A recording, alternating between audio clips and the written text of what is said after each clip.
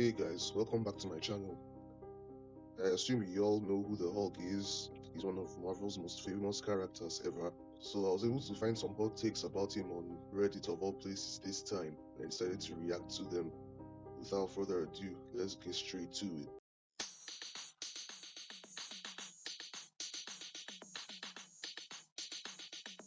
Hot take: Hulk is a better character than Banner. I mean in general. I think Hulk, any Hulk, is overall a better character than Bruce. Don't hate Bruce, but like Hulk more. Hulk is the only reason I like the character. He has the aesthetic, Banner does not. Hulk smashes, Banner does not. Hulk is what superhero comics are made for. The only thing I really like about Banner is that he takes a hike when he transforms into the star of the show. Wow. Okay, I understand liking the Hulk more than Bruce. That is absolutely fine. After all, what attracts us to him in the first place is, the big green monster, aka Hulk. So saying that you only like Banner when he gives up control is kind of a little bit harsh. Hey, I guess it's subjective, but Banner is a cool character though. Which leads me to my next comment. Agreed, in my honest opinion, the best portrayal for the Hulk is when the two are treated as two different characters, forced to cooperate with each other. I'm not saying that Banner is better than the Hulk or Hulk is better than Banner. For me, both of them are like they're both sides of the same coin. But yes, they should both be treated as two different characters all on their own. They did a good job trying to show that in Earth's Mightiest Heroes. It's always great to see Hulk and Banner trying to cooperate and find a middle ground that they can finally work with. These two comments basically disagree with the other ones. This one says, disagree. Hulk comics without Banner gets very boring quickly. Banner is an endlessly fascinating character. This one says, I disagree. Bruce is Hulk and Hulk is Bruce. The whole stick is Jekyll and Hyde. You can't have one without the other. Majority, if not all, of Hulk's friends / relationships are thanks to Bruce. I think you underestimate just how integral Bruce is to Hulk's character, and vice versa for Bruce. I agree. I definitely agree. Without the Bruce side of Hulk, Hulk becomes just a mindless beast that goes around smashing buildings. Now, I understand that some people might still like to see a physical threat going up and down, smashing buildings and all that crap, which again is fine. After all, that's what attracted me to Hulk in the first place. But that can get boring real quickly. He'll become another version of Doomsday or something, and Doomsday is only interesting because he killed Superman. Outside of that, he's just a mindless smashing machine. You can't have one of them without the other. It's just not possible. And of course, most of the friendships that Hulk has exist because of Banner. They both need each other to survive and to be interesting characters. Or an interesting character. Next take. I prefer Hulk being on the Avengers than Solo, and Professor Hulk should be the main Hulk going forward. Now, don't get me wrong, at first Hulk should definitely be a solo / a loner.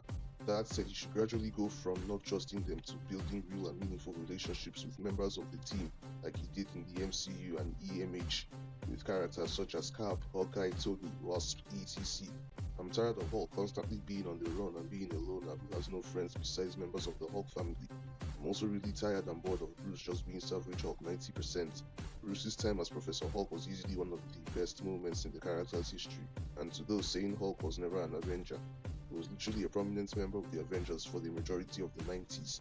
His character should go from being a loner, slowly trusting the Avengers, becoming a full-fledged member to Professor Hulk. This shows character development. Since we all know that his comics, there's almost always never finality. So as a result, they keep on resorting back to old ways. They do the same for like almost every character. But that's why they keep telling the same stories, but in different ways. So that's kind of what makes it fun, but at the same time it can become boring if that's the only thing that you know how to do. Hulk is a character that's mostly designed to be a tragic loner by default. That's where he works best. So it's kind of a mixed bag here. But I get what you're saying, absolutely. Strictly comic-wise, Hulk is a loner by default. He has a unit that's around him consistently, and he has friends. If anything, he'll always be better with the Defenders. They never judged him. They always had his best interest at heart, and they held him down. The Avengers haven't and have done far worse to him.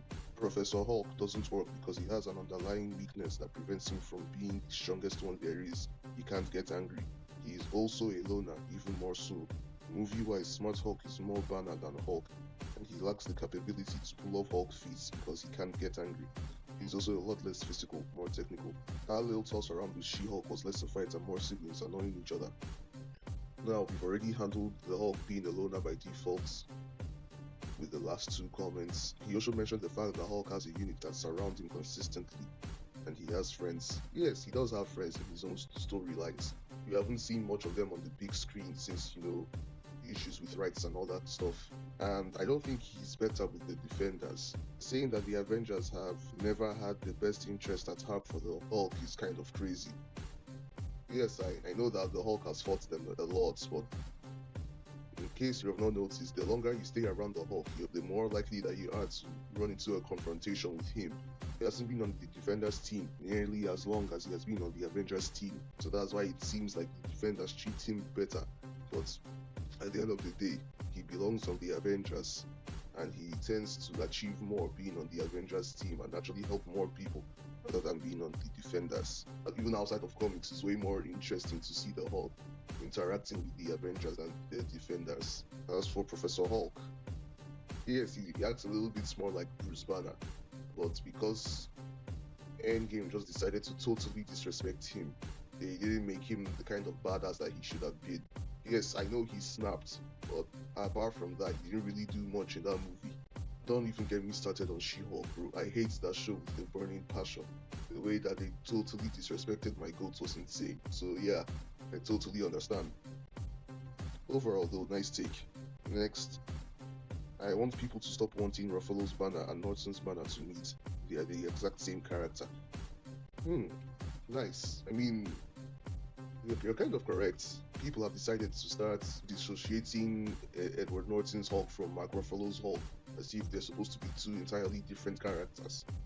They are literally the same. It's like expecting Rhodey from Iron Man 1 to meet the Rhodey from the rest of the MCU. That's not gonna happen. They're the same character.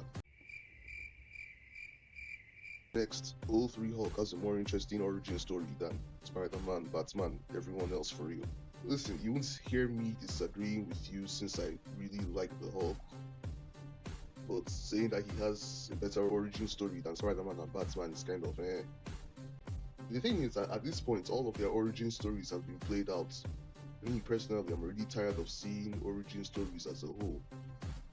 So you can pick and choose which one is your favorite and which one isn't. In this case, yours happens to be the Hulk's. Fine, that's okay.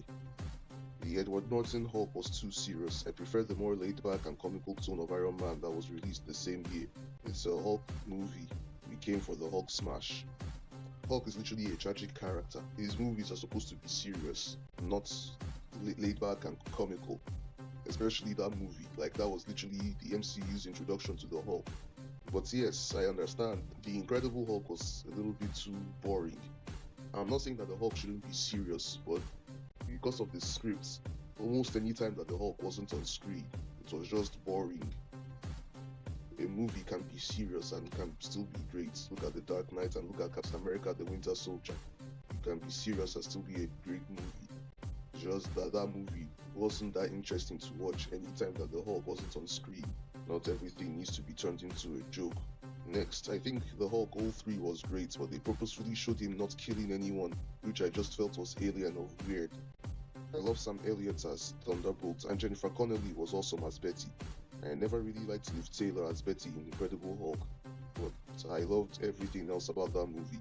Don't get me started on what the MCU has done to Hulk. If they showed Hulk killing people, I don't think that would have helped his case on, being a tragic hero that was haunted for no reason except his looks. Yes, they could show him destroying property, that's fine. That's all the destruction that we needed to see, but we didn't need to see him killing people. He's not that kind of character. Yes, Sam Elliott as Thunderbolt is pretty fucking underrated. And Jennifer Connelly was also awesome as well. Like, she actually got to do more in the story than Liv Taylor did. She was really great and she had great chemistry with Bruce Banner. Liv Taylor was a decent Betty, but because of how boring that the movie was, she didn't really get to do anything outstanding. I don't even think we need to talk about what the MCU has done to the Hulk. It's actually quite sad. Next, the live-action solo Hulk movies have all really suffered by the choice to have Hulk barely talk. Since so much of the potential around Hulk as a character is the dynamic between him and Bruce as distinct entities/personalities. Also, kind of going with that, Ragnarok probably had the most accurate version of Savage Hulk for the tone it was doing. I absolutely agree. When I was a little bit younger, I watched Avengers Assemble, and in that show, Hulk talked a lot. Now, a lot of people nowadays tend to hate on that show for reasons. Now, I'm not saying that that show is perfect, alright? It got some things wrong, but it did a lot of things right as well. Mostly Hulk. It actually gave him a personality, and he was likable. Don't get me wrong, I still liked what they did with him in 2012, but because of how much screen time that the Hulk had or didn't have in this case, we didn't really get to see him interacting with other members of the Avengers that much. And if he did, he was probably fighting them or fighting alongside them, which again is fine. I get why they did it like that, just for the sake of the story and CGI costs. But it kind of robbed us from seeing the way he interacts with other characters. As for Ragnarok, yes, it was kind of a breath of fresh air seeing the Hulk finally speak and interact with Thor. And they built their own separate relationship, which was really, really nice to see. Next, Smart Hulk is fun to me. I enjoy having him. It's from the comics and something I never thought I'd get to see in films. I'd personally love to see more of him and see him actually get to do stuff, like be in an action sequence and have some focus, shoot some big sci-fi guns like in the comics, wear some damn bunny slippers. I don't expect it to last forever, so I hope that before it ends he gets to do a little bit more before inevitably reverting to Savage Hulk or going full Worldbreaker or whatever. The thing is, I actually like the idea of Smart Hulk. It seems like a very good middle ground between Hulk and Banner. The problem once again is that in Endgame they just made him a bitch. Like, I'm sorry, I don't know how else to put it. They just made him a bitch. It didn't seem like there was a middle ground. He was like too much of Banner. That's why we kind of rejected it. I mean, the dude literally couldn't even smash a car anymore. What fucking middle ground? How do you go from the strongest there is to that? Just because you paired up with Banner. And even outside his powers, the way he was behaving, why was he fucking dabbing? What the hell is happening? That's kind of why a lot of people rejected Smart Hulk, but the idea is actually really great. And then to make it even worse, he literally turned to Smart Hulk off screen. So yeah, that was fun. Literally one of the most important parts of his journey was done off screen. So when we saw him for the first time, we were kind of in shock. And then it's not like he was a great character to begin with. So that shock led to disappointment and then led to hate. Next, as much as people claim, neither of them are anywhere near an accurate depiction of the characters. Neither of them really treat Hulk as his own character in any way. The CGI for Incredible isn't nearly as bad as people say. It is not as good as current Hulk model, but it's held up quite well, the skin and muscle at least, not so much the hair. Johnson put all his work into gassing up the old show, to the point where he gave absolutely nothing to the performance. He doesn't act like any Bruce I've ever read. All that fuss to not even improve the movie. All of what is good about the O3's depiction of drama and Bruce's relationship with his father is kneecapped by the absorbing man fight at the end of that movie. It's silly, especially compared to the climax of their relationship in the comics. Both of the scores for the films deserve way more attention. Neither made Ross obsessive or mean enough, or Betty for that matter. I'm not the biggest fan of Talbot, so I didn't mind him being left out. Leaving out Rick Jones and Gamma Bomb are worse offenses than anything people pretend the MCU has done with Ruffalo's Hulk and Banner. Now, for your first point about being an accurate depiction of the characters, one thing you have to realize is this is just an adaptation.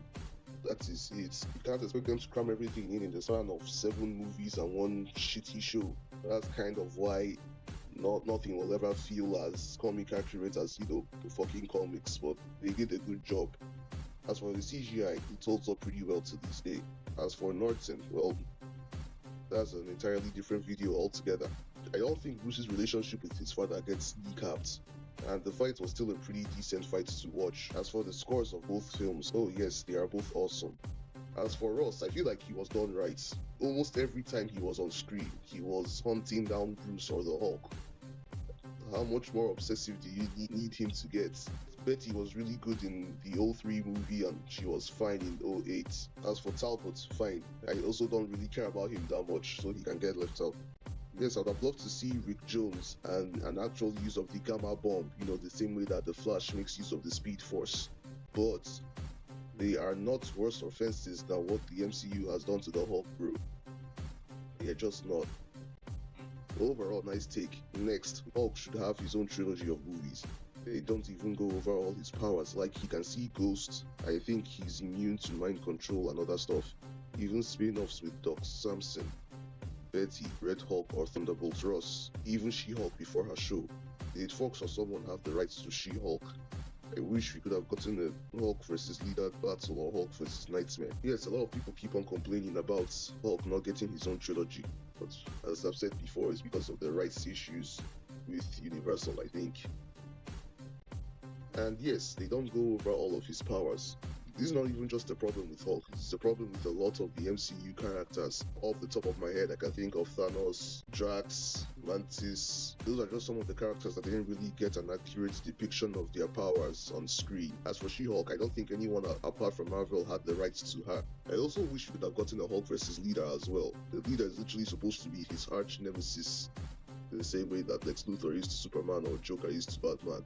Hulk versus Nightmare could have also been cool as well, just since we've only had one Hulk movie, they haven't had the time to explore his lore. So he's always been like a side character in a lot of other people's stories. So that's why we've not gotten that much of him. Next, Ruffalo was fine up until like Infinity War and Endgame era, where he just became comic relief. To be fair though, Hulk is a tough character to give an arc to. I liked the 2003 and 2008 movies. They were awesome, but they actually did try to show the drama of the Hulk, and anytime that Hulk appeared on screen, he was an unstoppable beast. Avengers 2012 always holds a special place in my heart because that was like the first time I actually saw the Hulk in a movie, and I was really young then, and they made both Bruce Banner and Hulk badasses. So yes, I enjoyed that movie's depiction of Hulk as well.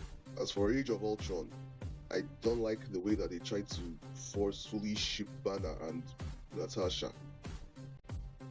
That was really weird. Still, it's not like they totally assassinated his character. Almost any time that Natasha wasn't on screen, Bruce Banner went back to the way he used to be in Avengers Part 1. The Hulk was still a machine every time he was on screen. So they still did him justice in a way. As for Ragnarok, as I said, I liked how they actually gave him a personality outside of just being the smashing machine. And he was still pretty strong. He went toe to toe with Thor in his own movie. And then the way he beat Hela's Wolf. And then we had a hat trick of dog shit from the Hulk. Infinity War. This nigga is trash. Endgame. And the worst offender, She-Hulk. When I'm catcalled in the street, I'm an expert at controlling my anger because I do it infinitely more than you. It is sad that they decided to treat the Hulk with so much disrespect. It's actually embarrassing. Nowadays, it's really not a good time to be a Hulk fan.